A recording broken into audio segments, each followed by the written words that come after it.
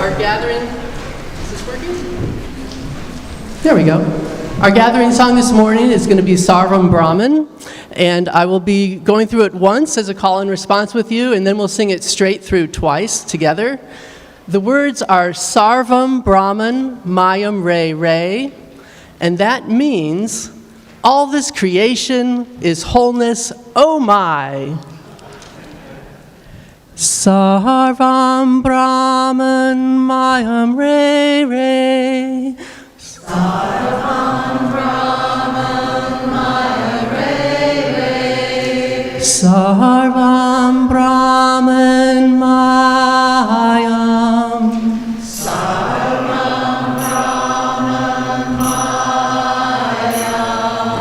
Sarvam Brahman Mayam Re Re.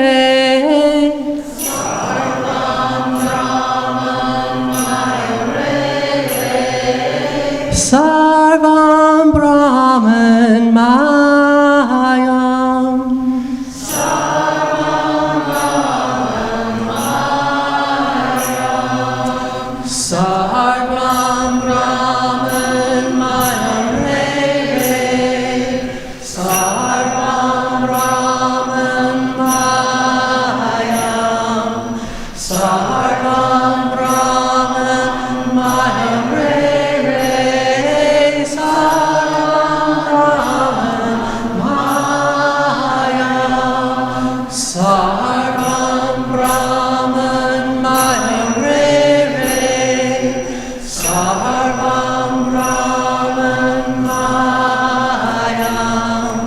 Sarvam Brahman Mayam Re.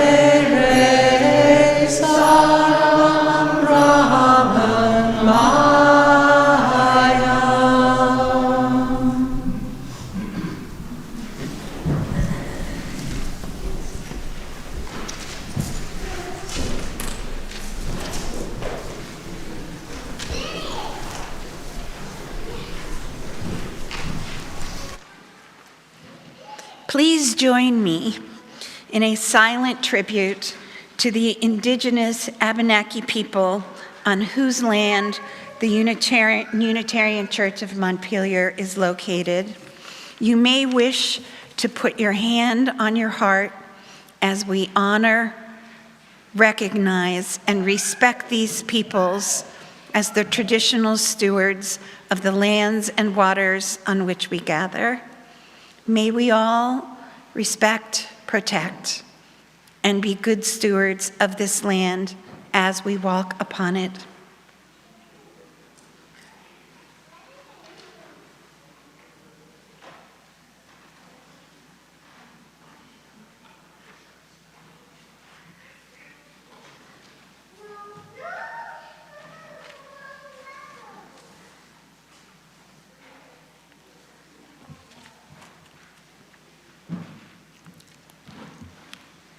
Good morning and happy Diwali again. I am Ginny Sassaman. I use she, her pronouns, and I am your worship associate this morning. On behalf of the entire worship team, I am really delighted to welcome all of you in the sanctuary or watching at home to this very special morning of celebrating Diwali, which is one of my favorite services of the year. You can see I dressed for the occasion. As a member of the choir, I can tell you that part of what makes our weekly rehearsals so engaging is the wide variety of musical offerings we practice, from the very somber Florence Price reflection on slavery, to singing animals, from folk singer Holly Near to Mozart. So too, our services at the Unitarian Church of Montpelier draw on a wide array of spiritual beliefs as we grow and learn together. We affirm through our variety of services that our religious tradition is a living one that draws from many sources, including wisdom from the world's religions. In that spirit, We are celebrating the 5-day Hindu festival of Diwali. Today is the second day of Diwali, which is named for the core elements of the celebration, the lighting of a row, a volley of light, Deepa. This morning, thanks to the guidance of our dear friend and fellow UCM member Shalini, we can revel in the truth of the inner light within us that can illuminate the darkness. I hope you participate in today's service with a humble willingness to learn something new and with the spirit of joy. As always, it is a pleasure to have newcomers and guests join us for worship. If you are a first-time visitor, you are invited to stand so that we are able to recognize and offer you a special welcome.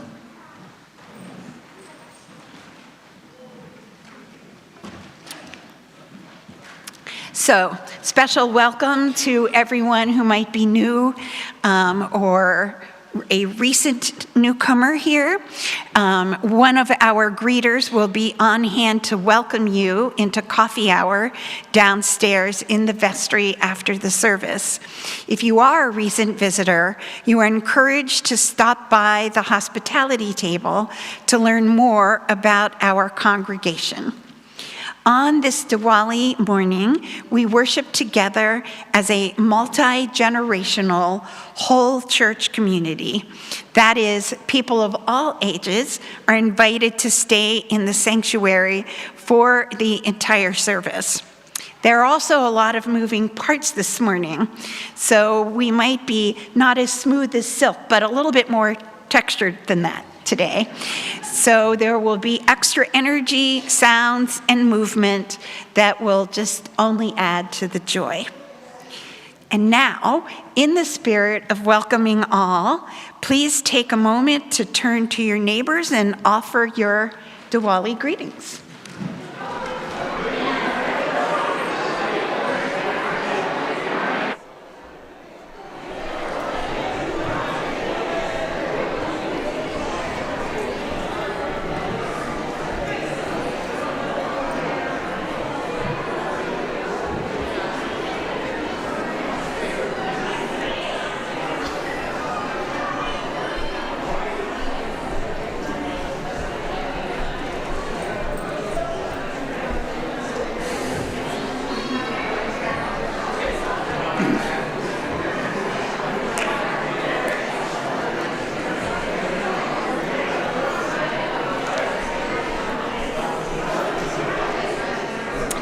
So I always love what a vibrant community we are, but today especially, with all the colors and the jewelry and the general happy vibe in the air.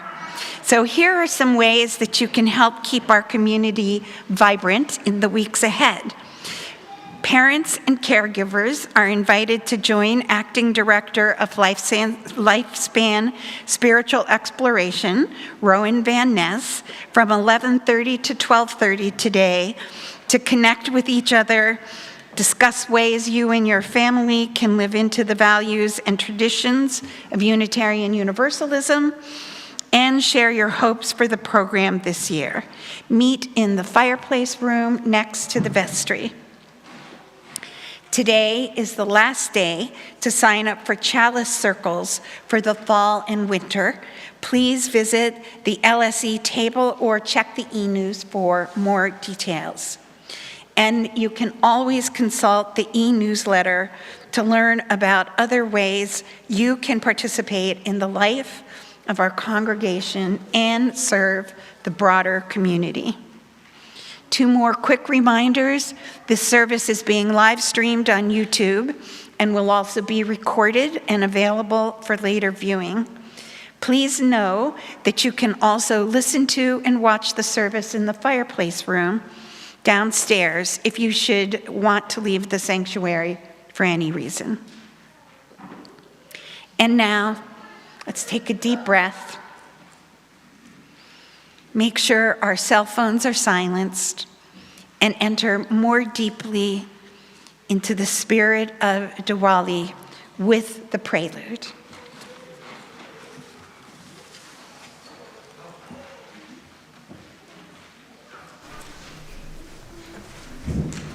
Later in the service, there will be call and response chanting that involves the congregation, and I hope you join with a full heart. But right now, this time, a group of the choir and the rest of the choir will be doing call and response chanting. This kind of chanting is called Nama Sankirtana. Nama, surprisingly enough, for those who are interested in language, means name. And so it's very similar to our word, and it comes directly from the old Sanskrit. Sankirtana, san means fully, give it full, give from yourself fully. Kirtana means repetition. So Nama Sankirtana is repetition of the holy names or name of God. What does that mean? What do we mean by God? Well, in the Hindu tradition, God is what is, and everything exists within that. And so everything that exists is God, and it's not some being out there somewhere. So that's what we mean. And when the saints become realized, they become also like names of God. So we're repeating the names of saints, and I hope you'll join in. If you feel like joining in with the rest of the choir, please do.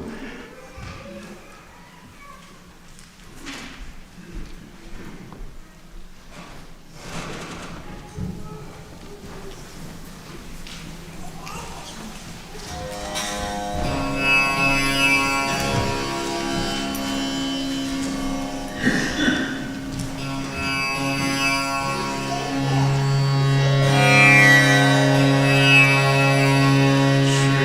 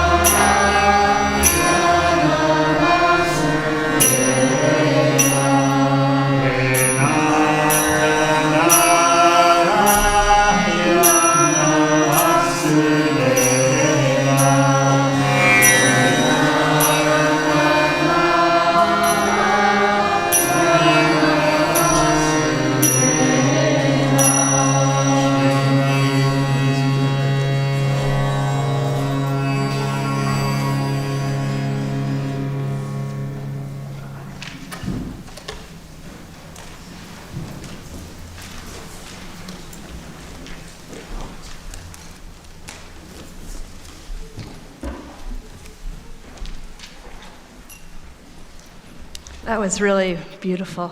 Thank you.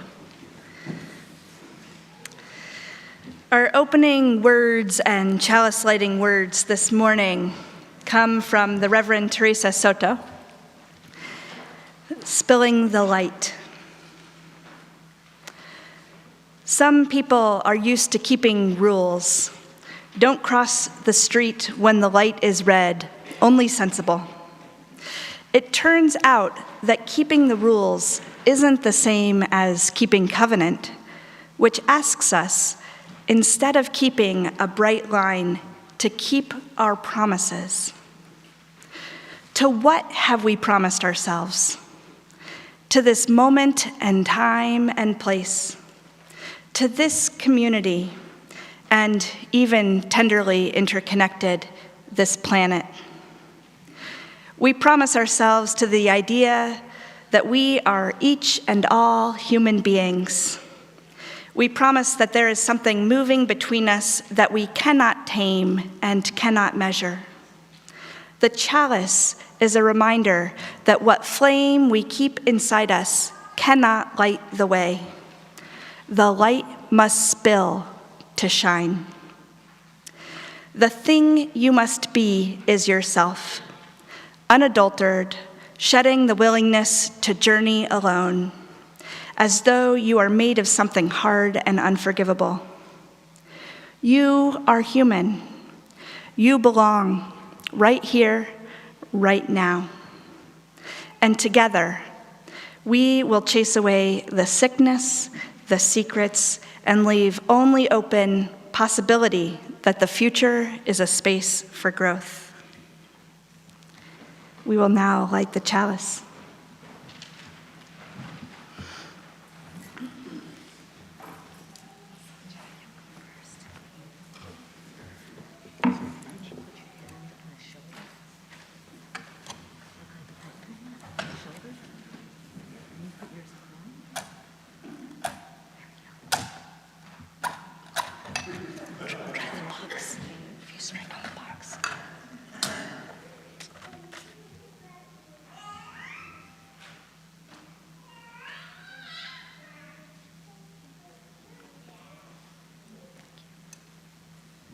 Thank you. Our opening hymn this morning is in the gray hymn book, number 197. There are numerous strings. And the way the music is written is a little confusing. But what you're going to do is you're going to start with the first word, and that is part of the refrain. And there are 3 verses that follow, and between each verse, you're going to return to the beginning and sing that short refrain. The verses are short, the refrain is short. Refrain, verse, refrain, verse, refrain. And you could tell them that this was written by Rabindranath Tagore, who's an Indian poet. This hymn was written by an Indian poet, which we sing today for Diwali.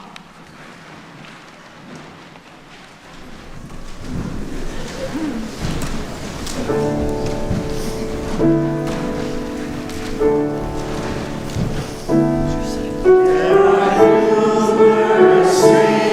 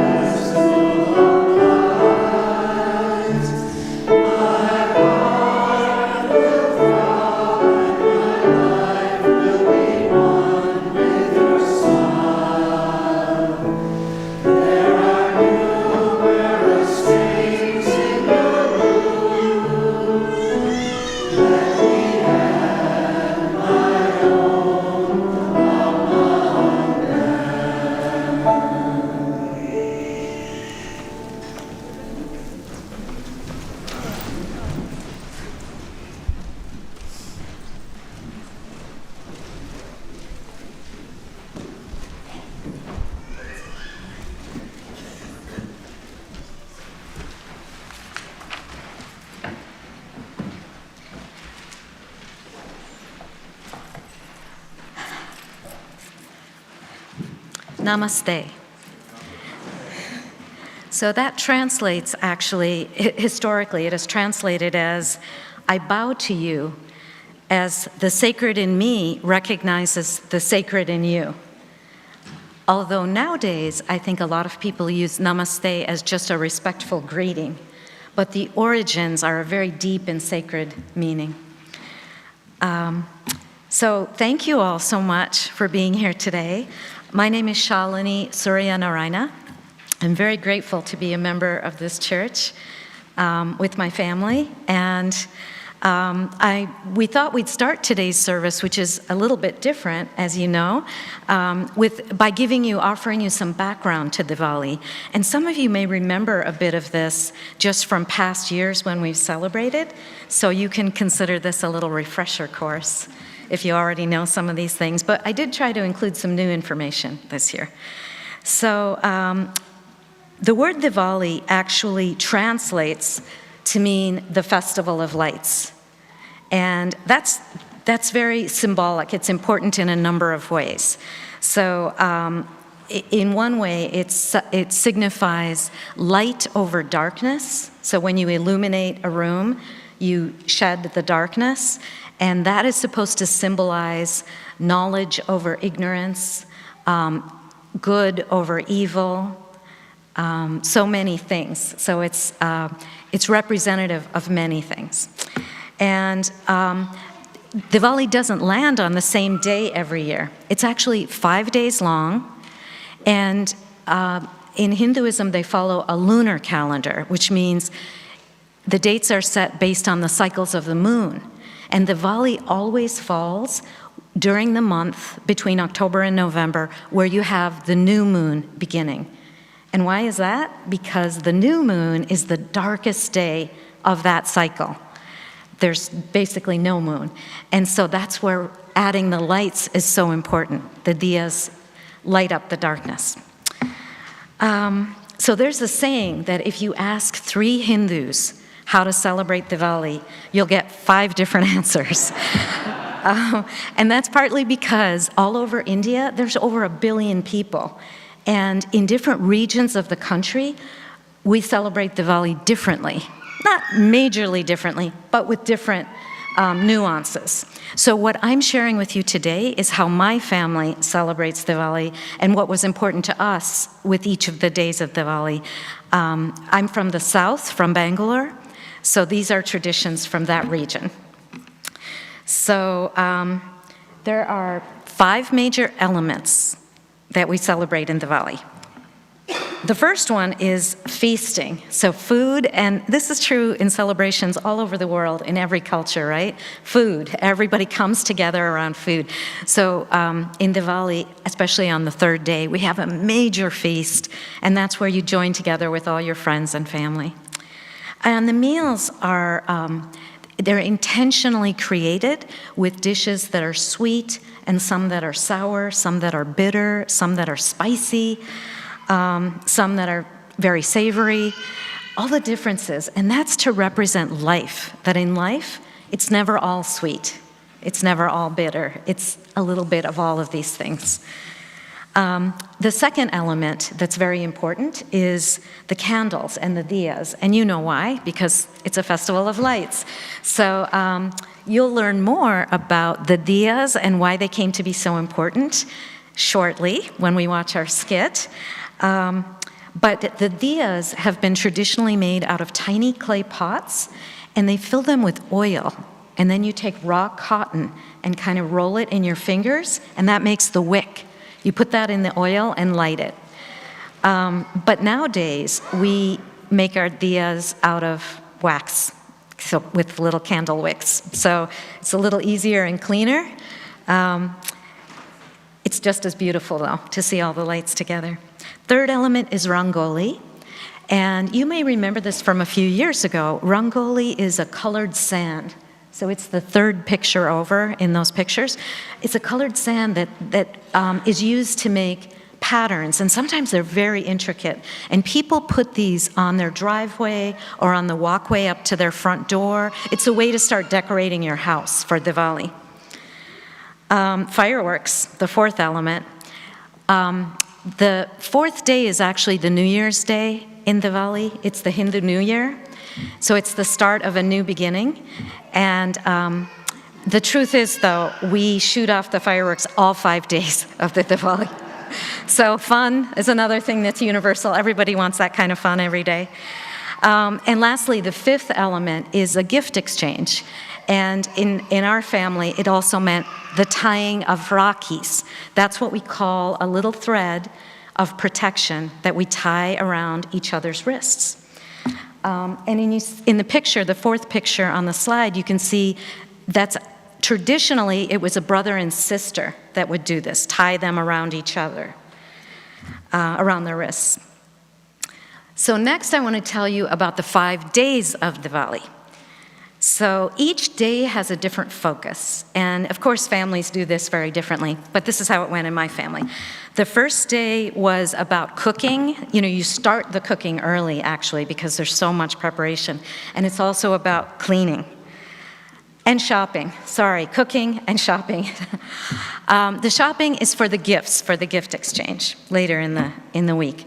The second day is about decorating. So this is when you'd put out your diyas, do your rangoli, and you'd arrange flowers all over the house. The lotus flower is particularly special during Diwali. The third day is when we do. It's the biggest day of Diwali. So sometimes if you look on a calendar, they'll only mark Diwali as this day, the third day, because that's the really big one. And that's the one where Hindus will do prayers to the goddess Lakshmi. And that is, Lakshmi you pray to for good fortune. And it's not just for yourself. When you do these prayers, you're praying for your family and for your community. So it's good fortune for all of us around. The other thing about that lotus flower is that it's supposed to be the goddess Lakshmi's favorite flower. And you may know from many cultures, lotus is interesting and special because you can't have a lotus without the mud. So no mud, no lotus. And the idea there is in life, sometimes out of the mud comes the most beautiful things. Also on day 3, we light a lot of incense. Truthfully, we do that every day, but it's especially significant on that day. And the third day is when we do the big feasting with our family. That's also the third day. The reason it's the biggest day, that's the day of the new moon. So that launches the really big new beginnings, which leads into day 4, the new year. And that's also when the fireworks are supposed to be launched at their greatest. Day 5 is when you visit siblings. Typically, these would be siblings who you no longer live with. And that's when we would tie the rakis on our siblings.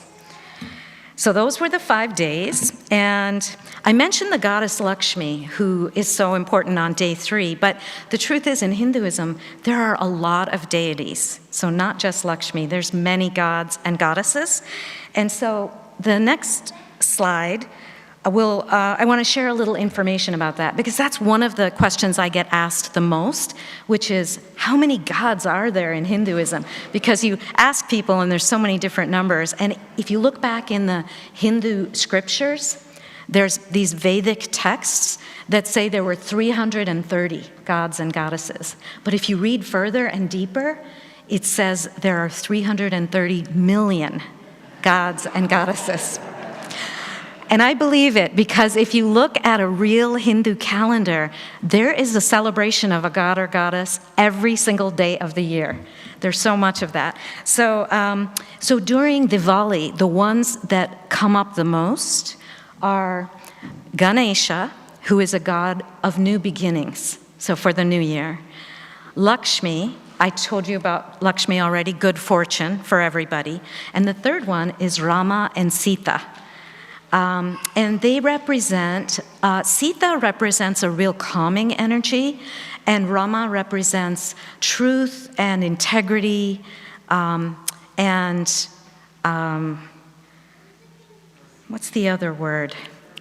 Virtue. Oh, I was going to say, how did you all know that? And I forgot. Very good. Yeah, virtue is the third one. So, right. So with all these gods and goddesses, that can be confusing to people. Like, how does that work? And it was explained to me as a child that it's like a person who has many aspects to their personality. And so my dad used to tell me that each of these gods and goddesses represents something different about life, as you can see from just those three. When I grew older, I took a philosophy of religion class, and in that class they explained that the number of gods and goddesses are like, the metaphor they used was like running a government. That you have a water and sewer, you have town meeting day people, you have town managers and select boards and on and on, hospitals and education and so on. And they say to run the universe, you need 330 million gods. So I'm not sure what the reason is, but it's always fun to have a good celebration. So that brings us to the last slide, which is in celebration of Diwali, we wanted to share some UCM gifts with everybody. And after the service is over, as you're leaving, if you like, you can grab one of the little gift bags. And in each of the gift bags, we have one unscented incense stick and one sparkler. And you can take these home with you, and tonight, if you want to light them, or even tomorrow or the day after, in any of the 5 days of Diwali, when you light one, today would be the day to light the incense, and tomorrow would be the day to light the sparkler, but you can do it any way you want. And when you light them, it's not just that you light them in honor of someone for whom you feel gratitude. So this is an opportunity for you to beam your appreciation to someone who matters to you. Something else we want to share is during the coffee hour, we have some snacks that we got from India. And we're going to have them in little cupcake, the little paper cupcake holders. They'll be down there poured into those, so you can grab one and try it. I left the bags out so you could see the ingredients, just to make sure in case anyone is concerned about the ingredients. Some of them might be a little bit spicy, but I know there's coffee and tea and apple juice down there. Most of them aren't too spicy, though. I went with the mild or medium. I didn't get any really spicy. And one thing I want to mention about the chai means tea. So when people say chai tea, they're actually saying tea. So you can just say chai. So in the chai, there's ginger and cardamom and other spices. And so when you make traditional chai, you always put a little sweetener, because that's what's going to make the ginger and the cardamom flavor really pop. So I brought a container of jaggery, which is unrefined cane sugar. And that's downstairs if you want to try that, or I think there are other sweeteners available. And we also always add just a tiny, tiny splash of cream. That smooths out all the flavors, and it also kind of makes it a little richer and thicker. So if you want to try the chai, we'd welcome you to do that.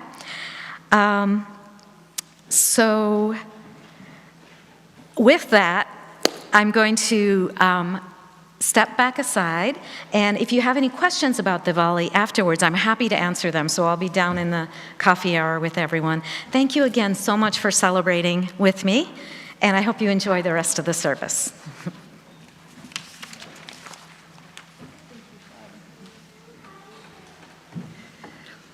At this time, I want to invite children of all ages to come forward. We have a story with a skit. And in particular today, I want to invite the children to sit on these lowest levels of the stairs as our actors are going to be moving around the stage, the chancel.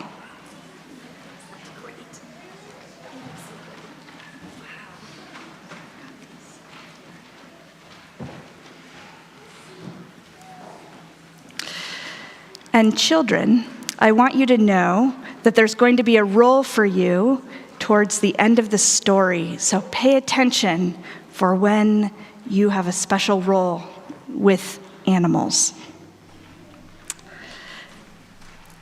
There are different stories tied to Diwali, and the story I'm going to tell today is the story of Rama and Sita.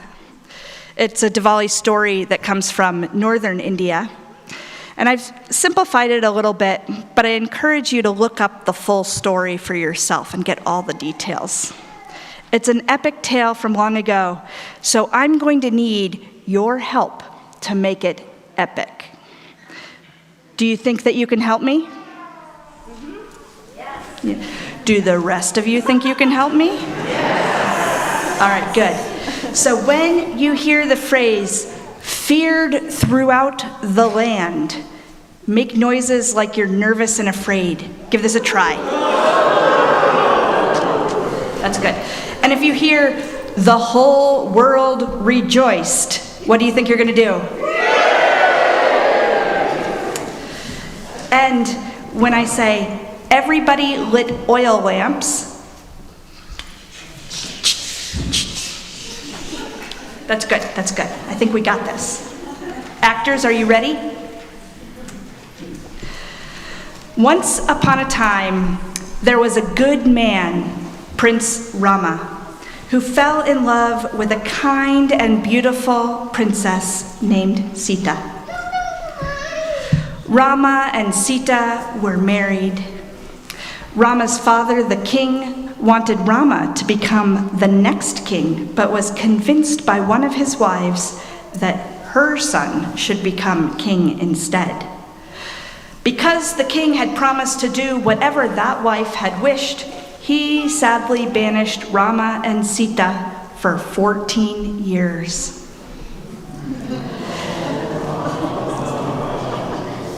They lived in the forest for many years, though a terrible demon king, Ravana, watched their every move. He had 20 arms and 10 heads. Ravana was feared throughout the land. Ravana wanted to make Sita his wife, and one day he played a trick and kidnapped Sita. He took her away in his chariot.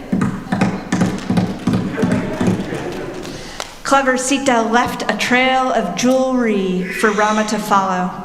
And Rama followed that trail of glittering jewelry until he met the monkey king, Hanuman, who became his friend. And agreed to help find Sita. Messages were sent to all the monkeys in the world and through them to all the bears who went out to find Sita. After a very long search, Hanuman found Sita imprisoned on an island. Rama's army of monkeys and bears could not reach the island, so they began to build a bridge. Soon all of the animals of the world, large and small, came to help.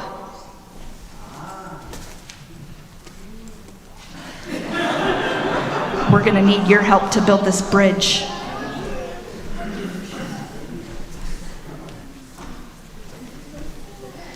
So if you have an animal, come up and help us build a bridge. Hold your animal to build a bridge between the land and our distant island here.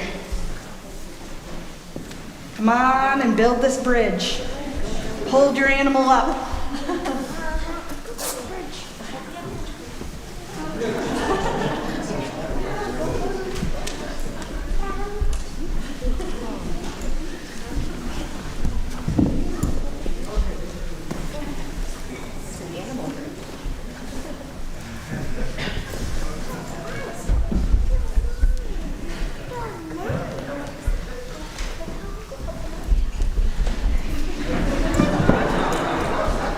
We're almost there, almost to the island.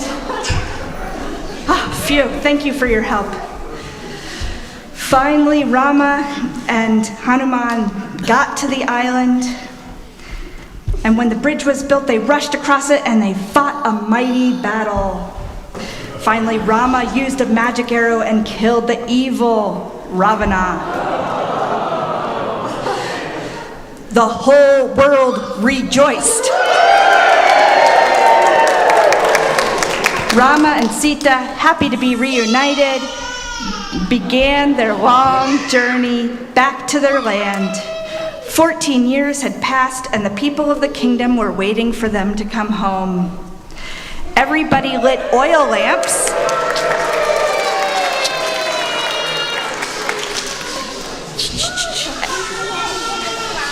Everybody lit these oil lamps to guide them on their way and welcome them back. It seemed that there were more lamps than lights in the sky. Rama, upon his return, was crowned king, and Sita was queen, and everyone in the kingdom was very happy. Ever since, people light lamps on Diwali to remember the story of Rama and Sita and to remember that good triumphs over evil. Let's give these actors a round of applause.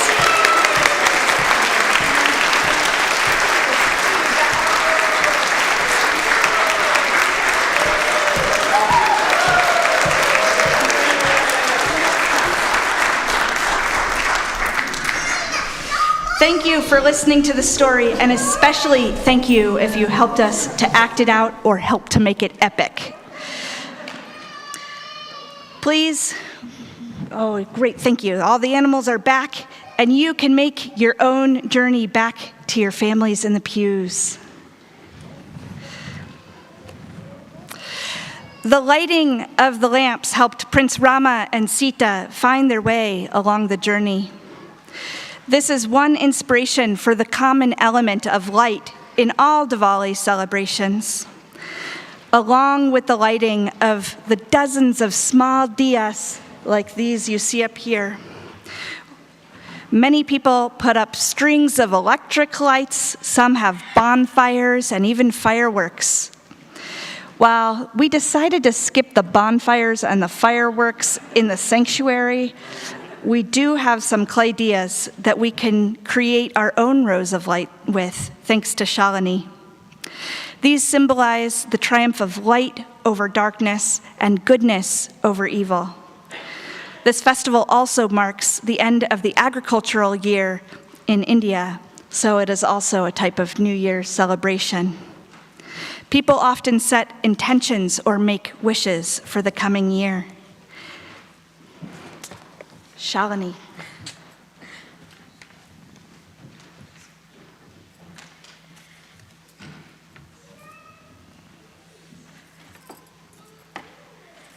Thanks, Rowan. And I really loved the skit. That was wonderful. You did a great job, everybody.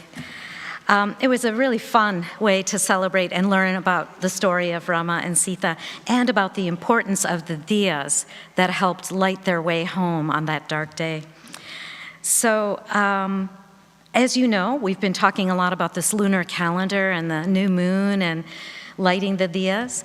Well, in order for us all to partake in some of that energy, you will find, actually, if you don't mind holding on for a second and waiting until I finish explaining what we're going to do, and then we'll go ahead and start.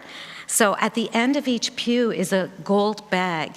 And inside the gold bag, yep, just hold it, don't do anything yet.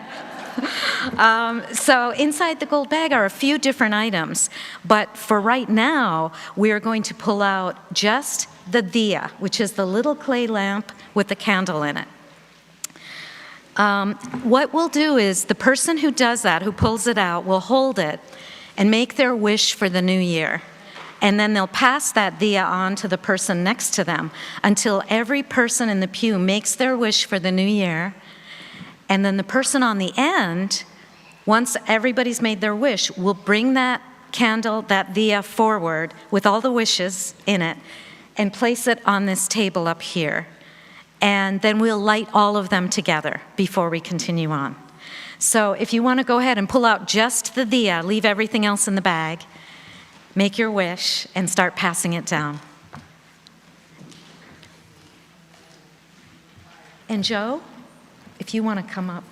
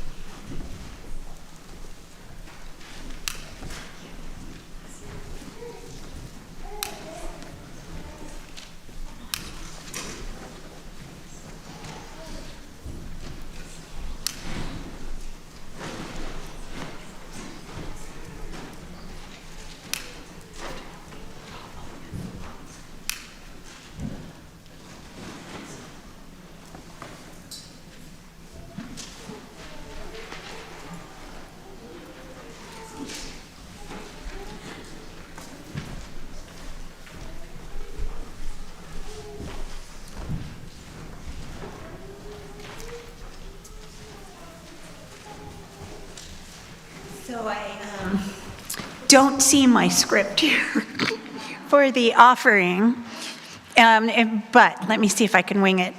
I do know that our community pouch recipient is our own UCM community lunch program. And all the talk of food just makes me, and all the food as something which is part of celebrating and joy, it makes me especially happy. There we go. There it is. Thank you. That we are using the community pouch for the UCM community lunch program, because week after week and year after year, this dedicated group of fellow members of our congregation present a lunch which is not only nutritious with very much needed food for life, but it is also done with such a spirit of joy and celebration and love and harmony. So it seems very appropriate that in connection with this celebration that we are also contributing to the UCM Community Lunch Program. And it also feels right in alignment to think about generosity and gratitude. And generosity through our weekly offering, it's a practical practice and a spiritual practice because it is central to the well-being of our church community and to the broader community in which we live. So our generosity is a very tangible form of love. Our gifts freely given help us spread the love within and beyond our congregation. So each month, part of the collection goes to the Community Pouch Program. Your contribution will directly support their work. You can also make a financial contribution online or through the mail, or by placing your offering directly in the green pouches found at the end of the pew. We are very grateful to each and every one of you for your generosity in its many forms. And now, Eric Oberg and Mary Jane Olson will lead the choir again in another traditional song.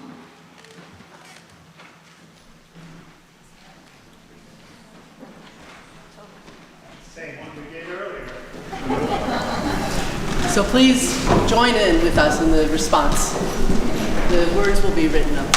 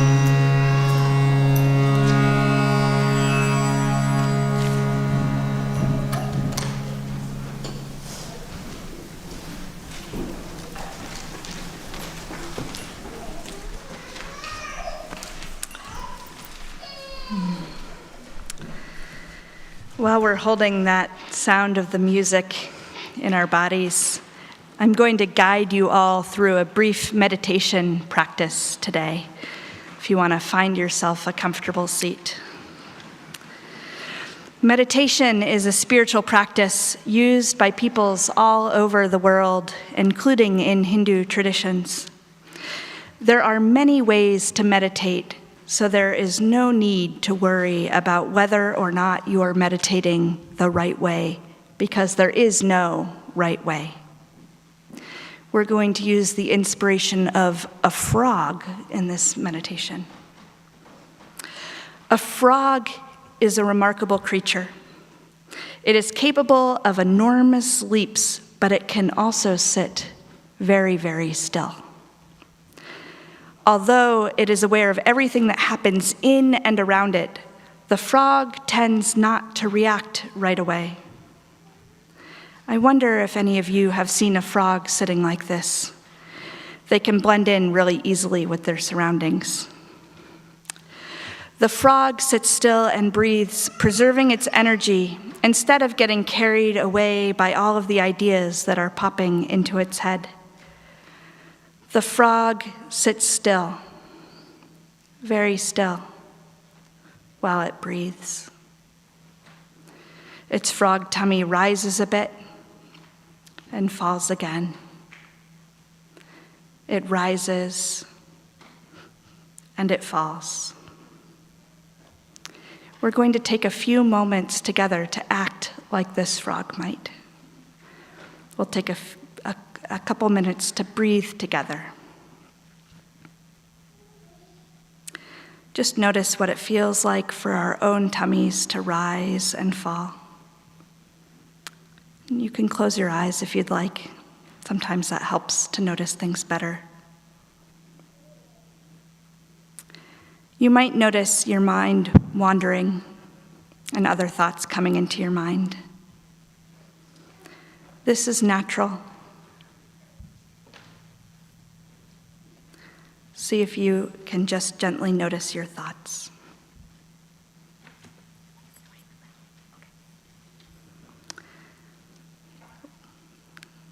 Notice your thoughts, let them drift away like clouds, and return to noticing your own breath. We are still here. Our bodies are breathing for us. I'm going to ring the bell and allow for a couple moments for you to sink deeper into your meditation.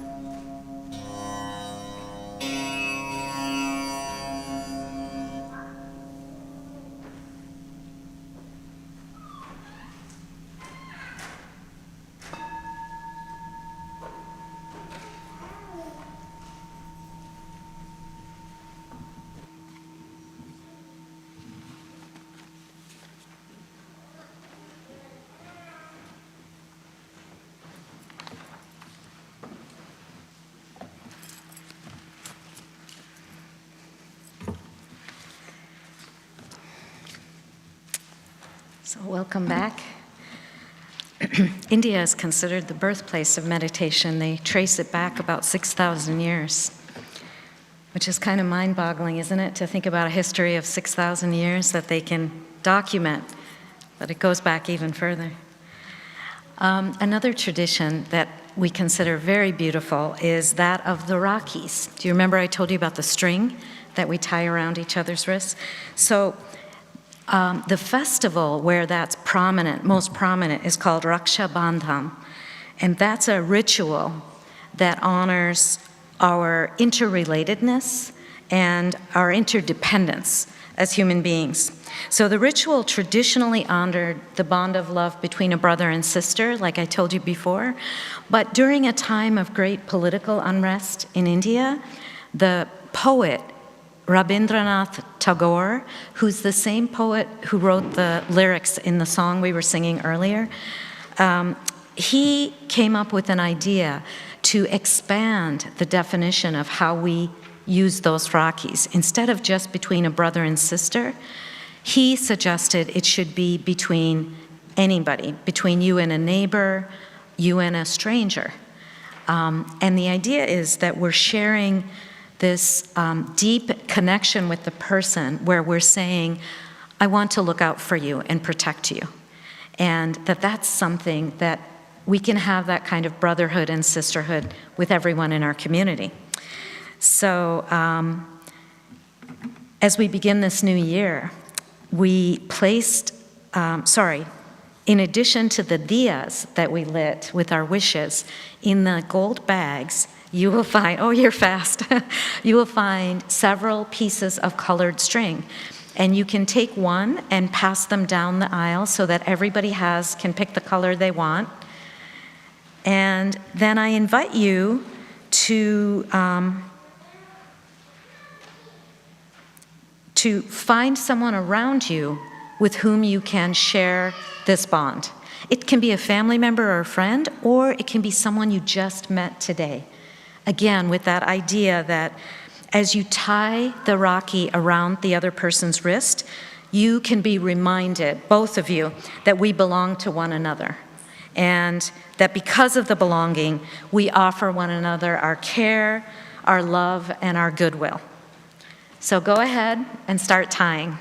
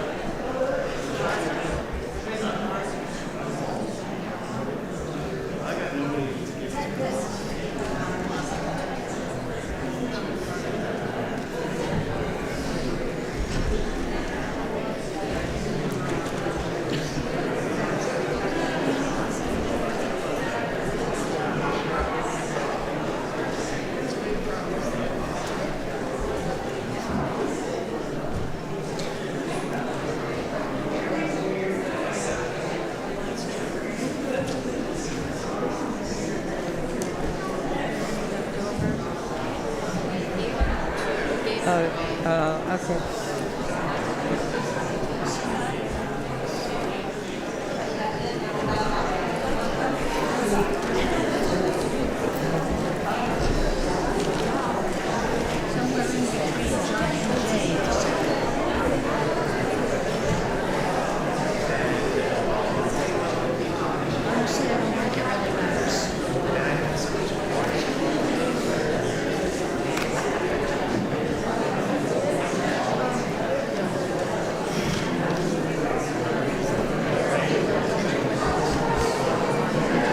For our closing song today, please keep finishing tying your Rakis. For our closing song today, it will be another, Eric will be leading us in another call and response style kirtana. There's fewer words on this one than the last one, and they'll be projected up on the screen.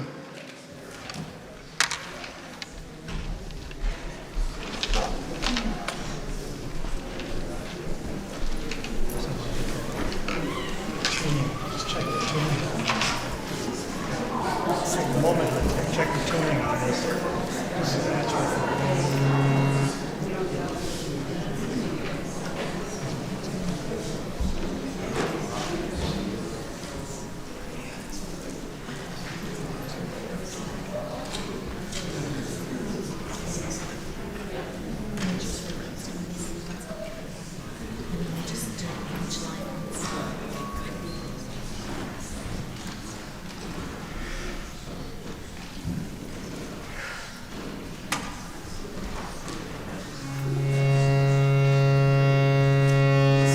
Jai Vitala. Jai Vitala. Jaya Hari Vitala.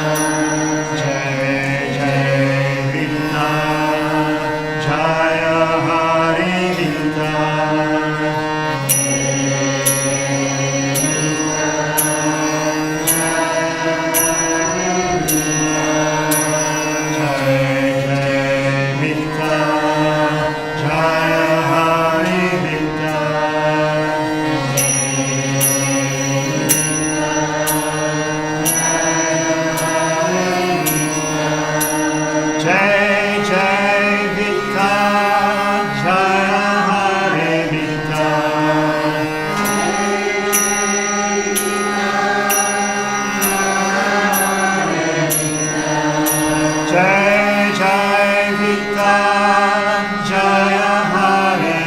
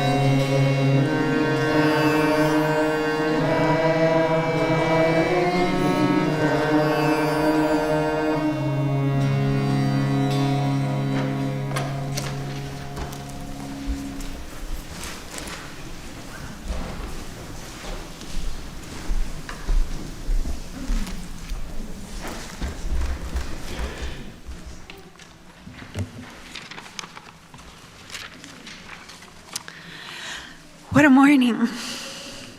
Now, please join me in the unison mission statement as we extinguish our chalice. Welcome all as we build a loving community to nurture each person's spiritual journey, serve human need, and protect the earth, our home. The benediction this morning is from the Rig Veda. May all the beings in the world be happy. May all the beings in the world be happy. May all the beings in the world be happy. Om, peace, peace, peace. Thank you. This concludes the service, and now the postlude.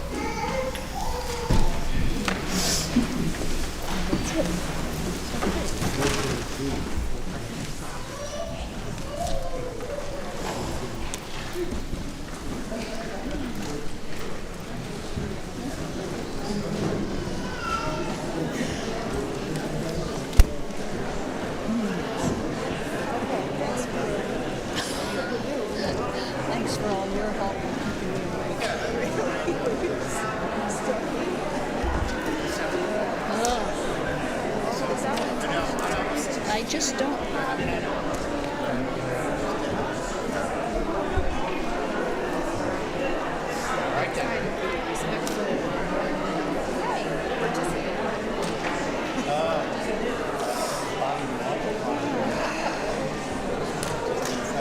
have to go chase down my daughter.